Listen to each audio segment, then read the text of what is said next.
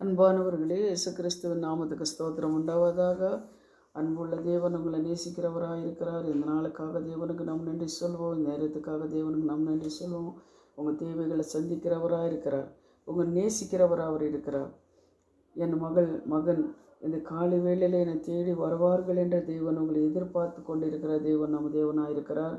இன்றைக்கு கூட வேதத்தில் நம்ம வசனத்தை எடுத்து வாசிக்கலாம். சங்கீதம் 18வது சங்கீதம் 3வது வசனம் பாருங்கள். துதிக்கும் பாத்திராகிய கர்த்தரை நோக்கி கூப்பிடுவேன், அதனாலே என் சத்துருக்களுக்கும் நீங்களாக்கி ரட்சிக்கப்படுவேன் என்று சொல்லி தாவீது சொல்கிறார் பாருங்கள். அதே 2 சாமுவேல் 22:4 கூட நீங்கள் பார்க்கலாம். அதே பார்த்தீங்கன்னா 1 நாளாகும் 16:25 கர்த்தர் பெரியவரும் மிகவும் துதிக்கப்படத்தக்கவருமாக இருக்கிறார், எல்லா தேவர்களுக்கும் பயப்படத்தக்கவராக இருக்கிறார் அப்படின்னு சொல்லி நாம் பார்க்குறோம். துதிக்கும் பாத்திரர், நம்ம தேவன் துதிக்க பாத்திரராக இருக்கிறார். உங்களை விடுவிக்கிற தேவனாக இருக்கிறார். துதித்த தாவீதுக்கு அவர் என்ன பண்ணுறாரு? துதித்த தாவீது தேவனை விடுதலை கொடுத்தார். துதிக்கும் போது எரிகோ கோட்டை விழுந்தது. இஸ்ராயேல் ஜனங்களை துதிக்கும் போது, தேவன் துதிக்கும் போது எரிகோ கோட்டை, தடியாயிருந்த எரிகோ கோட்டை விழுந்தது. அதே போல் துதிக்கும் போது பவுலு சீலாவும் தேவன் என்ன பண்ணார்? விடுவித்தார் அப்படின்னு சொல்லி பார்க்குறோம். அதே போல் சகோதரிகளே, நீங்கள் தேவன் இந்த காலை வேளையில் துதிக்கும் போது உங்களுக்கு இருக்கிற பிரச்சனை போராட்டங்கள் இருந்து தேவன் விடுதலை கொடுத்தார்.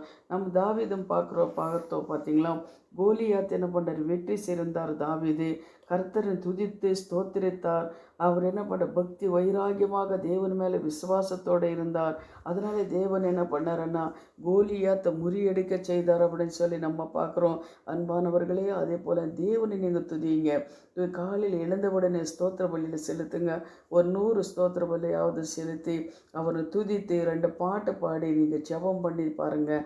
தேவன் என்ன பண்ணுறேன்னா உங்கள் குடும்பங்களில் இருக்கிற எரிகோ கோட்டை போல் பிரச்சனைகள் என்ன இருந்தாலும் சரி, என்ன வியாதி இருந்தாலும் சரி, என்ன காரியங்கள் இருந்தாலும் சரி, நீங்கள் துதிக்கும் போது தேவன் என்ன பண்ணுங்க? உங்களுக்கு ஒளி ஆயுதம் படுகிற தேவனாக இருக்கிறார்.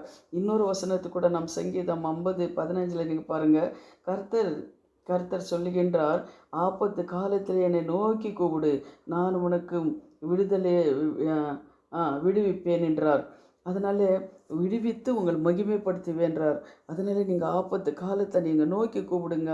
அது மாத்திரமில்லை, நீங்கள் என்ன பண்ணுங்க? ஒரு நாள் துதிக்கிறது மட்டும் இல்லை, ஒரு நாள் ஸ்தோத்திர பலிகளை செலுத்துறது மட்டும் இல்லை, ஒரு நாள் ஜெபம் பண்ணுறது மட்டும் இல்லை, வாழ்நாள் முழுவதும் நீங்கள் எப்படி நீங்கள் துதித்து ஜெபித்து கொண்டிருங்க. ஒரு நேரம் வைங்க. ஒரு 100 ஸ்தோத்திர பலிகளை செலுத்தி ஒவ்வொரு நாள் இங்கே ஜெபித்து பாருங்களேன். அப்படி ஒரு 90 நாள் நீங்கள் அப்படி செஞ்சு பாருங்கள். எவ்வளவு ஒரு அற்புதம் தேவன் உங்கள் வாழ்க்கையில் செய்தார் பாருங்கள். துதித்த தாவீதுக்கு, துதித்த இஸ்ராயேல் ஜனங்களுக்கு எப்படி தேவன் உதவி செய்தாரோ அதுபோல தான் உங்களுக்கு தேவன் என்ன காரியம் இருந்தாலும் உதவி செய்கிறார். நீங்கள் கவலைப்படாதபடி தேவனை பாதத்தில் நீங்கள் சந்தோஷமாக நீங்கள் தேவனை துதிங்க. கர்த்தர் உங்களை ஆசீர்வதிப்பார். இப்பொழுது நாம் ஜெபிக்கலாம். எங்களை அருமாய் நேசிக்கிற பரலோக பிதாவே, சர்வ வல்லமுள்ள தேவாதி தேவனே, இந்த நாளுக்காக, இந்த நேரத்துக்காக தேவனுக்கு நன்றி சுவாமி.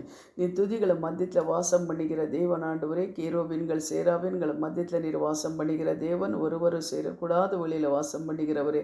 கர்த்தாவே, உங்கள் பிள்ளைங்கள் கர்த்தாவே, இந்த கால வேளையில் இந்த வார்த்தை கேட்டு உங்களை துதிக்கும் போது, இந்த வார்த்தை தியானிக்கும் போது பரிசுத்த ஆவியானவர் அவங்களுக்கு என்ன தடைகள் இருந்தாலும் நீர் நீக்கி போடுவீர் கர்த்தாவே. தேவனுக்கு ஸ்தோத்திரம் அப்பா. அதே போல் எங்கள் பிதாக்கள் கர்த்தாவே, அப்பா ஸ்தோத்திரம். ஆபிரகாம், ஈசாக், யாக்கோபு கர்த்தாவே அவங்களை ஆசீர்வதித்த தேவன் அப்பா. தாவீது துதிக்கும் போது கர்த்தாவே ஸ்தோத்திரம் ஆண்டவரே.